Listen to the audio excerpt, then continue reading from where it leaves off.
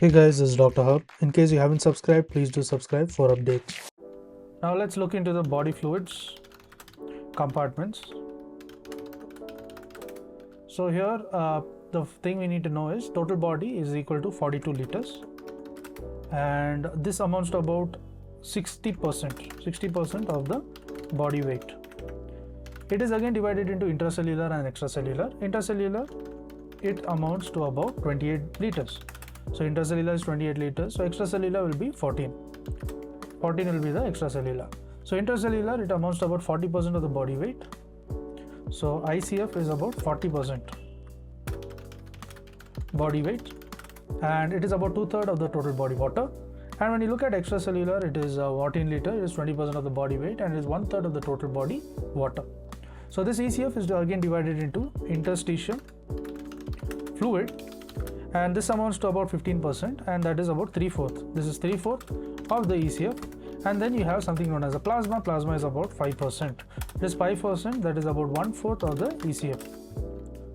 Now moving ahead, in ECF, the third specialized compartment is known as a transcellular compartment.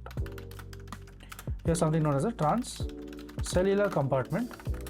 So in the transcellular compartment, it is quantitatively small, and includes the CSF, and then you have the pleural, peritoneum, and also the pericardial, synovial, intraocular,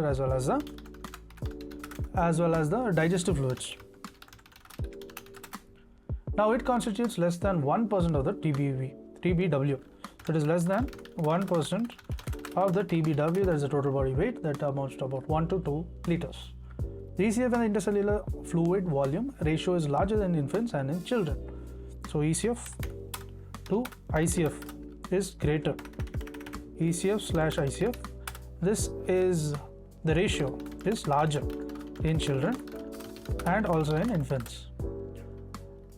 But in case of adults, the absolute volume of the ECF in children is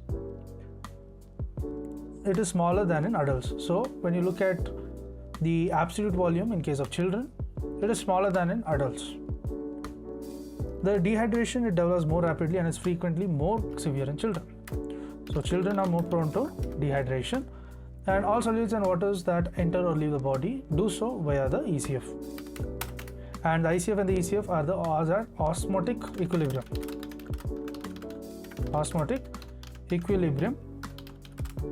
And the water moves between these compartments only when an osmotic pressure gradient exists. The equilibrium of the ICF and the ECF osmolality, it occurs primarily by the shift of the water. So the equilibrium, it is only because of the water and not because of the solute. To learn and grow daily like this, please do subscribe.